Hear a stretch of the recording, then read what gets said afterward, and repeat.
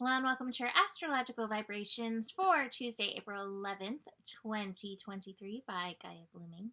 I'm Mimi, and our energy mantra for today is I align my actions with that which feels expansive. And today we have two things that we're looking at. We have the Sun and Jupiter conjunct. This happens once a year, and it's some really big energy. And it's going hand in hand with Venus moving into Gemini. So let's just talk about the tough part of this. Anytime Venus shifts signs, we get that 0-degree Venus energy. And Venus can feel a little offline at that 0. It's where we're kind of like in between worlds, adjusting to the energies. And Venus holds a lot of grace energy for us. So with Venus at 0 degrees through the day and the Sun-Jupiter conjunction, we may not have as much grace. We may not have as much pullback on knee-jerky reactions. And that is the lower side, the challenge side of the Sun and Jupiter energy. The fires, the volcanoes within us can definitely get stimulated in this energy. So today is a day to take a breath before you have any of those knee-jerk reactions. Breathe, find the grace within you, because that outer grace isn't showing up as readily in this energy. We also have Venus and Pluto in connection today, as that is every planet's first connection as it shifts into a sign. So that just kind of adds to the challenge energy. That being said, Jupiter is a planet representing grace, luck, good things. And so the Sun is lighting up that grace of Jupiter, right? So here's my perspective as a Sagittarius. Sorry, I have a cat hair probably on my nose. Here's my perspective of Jupiter. Jupiter's like, you like that? Here, have more of that. I think Jupiter is the law of attraction. Jupiter is like, oh, this is how you feel. Have more of that. It's whatever Jupiter comes in contact, it's like, let's blow it up. Let's make it bigger. And so in Aries, this can be creativity. It can be inspiration. It can be jovial energy. It can be fire and desire, inspiration. I said that already, but like just that drive to do and engage and the excitement of that. It can also expand our frustrations. Again, this depends kind of where it is in your chart. So for me, from Sagittarius energy, this is 5th house inner child. So if my inner child's like, yay, I want to play, oh my gosh, I might be like a 5-year-old bouncing off the walls. It's very possible. But if my inner child is like feeling some frustrations, I may be on the ground temper tantruming, right? So this is what you need to be aware of in this energy. And like I said, our grace is a little like tenuous with that Venus 0 energy. How can you best use this? Well, I actually love this combination. So, let me say what the combination is I love. I love the combination of the Sun and Jupiter, yes. And I love that we have Venus moving into Gemini. So we had Mars in Gemini from August until late March. It just recently shifted into Cancer.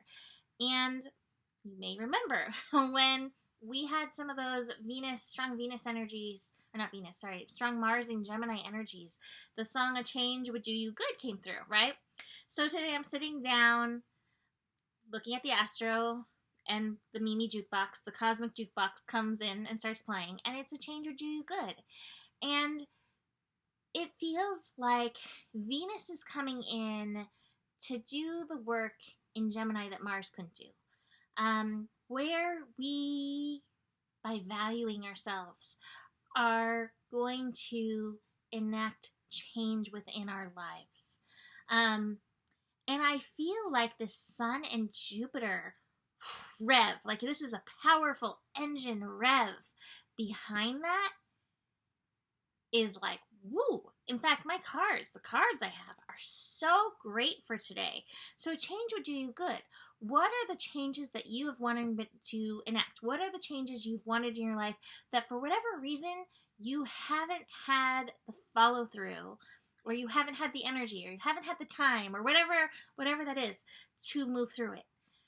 Venus is like, I am here. If you value this, let's make this change. Now, Venus is going to move through much more swiftly than Mars did.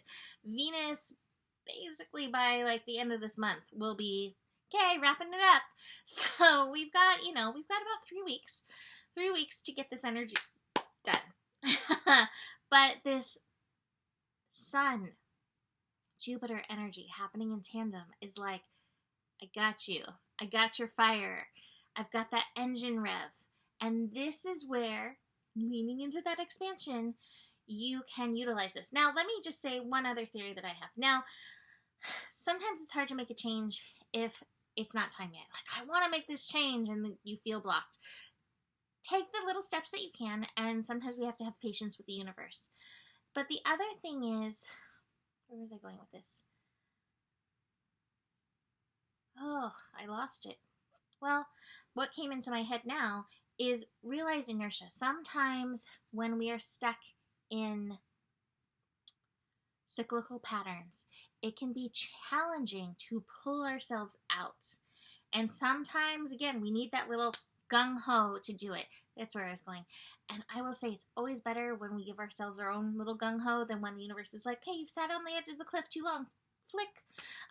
So I encourage you, if it's not a sit back and let the universe do kind of thing, take that action, and you'll know if it is, because if you take that little gung-ho action and nothing happens, it's not quite time yet.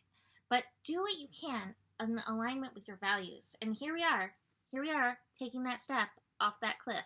So a change will do us all good to get us out of these past cycles, clinging to the past, and moving forward in a direction that feels better.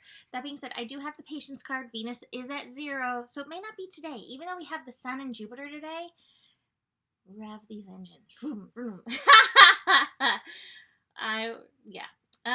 What else was I going to say? Let's talk about Venus and Gemini a little bit more. Venus and Gemini, beyond helping bring change, which could be changes in your aesthetic, your hair color. You may find yourself wanting to shift around things in your everyday environment. Venus and Gemini loves to flirt. And I would encourage you, especially if you are fed up with some of the universe shenanigans, to flirt and romance the universe, right? Let the universe flirt with you. Notice when a flower crosses your path that maybe the universe is flirting with you, or a butterfly. Oh, the butterflies are out here. And there's this big yellow one that just loves to like kind of dart around when I'm outside. And to me, that's like the universe being like, you're cool. Right? So take advantage of this flirtation energy. Yes, you can use that in your relationships. It could be a fun time to engage some flirtiness in long-term romantic relationships. Venus and Gemini can have a wandering eye, so do be aware of that energy. But I encourage you, the Gemini in me thinks that flirtation is so fun. So flirt a little and see how that changes your vibe. Do watch out for the roaming eye of Venus and Gemini. All of us may have a little roam. Not that that's bad, but watch for that. The other thing that's coming to mind to watch for as well is Gemini can twin. And Venus is where we have our values, and we may decide to try on somebody else's values. And that's wonderful. You may discover different pieces of yourself in doing so, but don't forget who you are. That's part of that really strong Aries energy. Remember who you are. It's like Mufasa is your father, not Scar. So let's not twin Scar, right? Remember who you are. Last thing to mention today, moon in Capricorn energy. Whew. Moon in Capricorn energy. And building to being almost a week out from this eclipse. Wow. It's incoming. Moon in Capricorn brings a level of serious to the day. Pragmatic energy. This can actually bring some follow through in what I was speaking about. But watch where shoulddiness keeps you from the change. Oh, I shouldn't do that. That's not really practical. Maybe it's not. Maybe you shouldn't do it. But maybe you should. And maybe those are old beliefs. Maybe that's part of this past, clinging to the past, that we're releasing in this energy. Let's finish up with these cards. We've got the Sharing card and the Existence card. The Magician card is the Existence card. And this energy feels so strongly manifesty. What energy are you putting out there? Valuing your mental energy. That can be part of that Venus in Gemini as well. Being very aware of that. And recognizing that your mental energies, what you're doing and working with, can also make you a lighthouse that is very supportive. There is going to be aggro energy for sure in this, because there are people that don't know how to deal with their inner temper tantrums, that don't know how to deal with their inner volcanoes, that are sick for whatever reasons. These things happen in the world, and yet you and I make a difference as we stand in our light, as we work through our own challenging, painful things. Keep that in mind and see where you can be that lighthouse in your life and in the world in this energy. You never know when a kindness makes all the difference. And sometimes when the energy ramps up so high, it is those moments of kindness that make all the difference. I think that's such a good place to leave this. So that's it for today. Book a reading with me. Email me, mimiclark@gmail.com. Besides that, the better it gets, the better it gets. There's more than enough love in the world for you. You have the power, and honor your values. Namaste.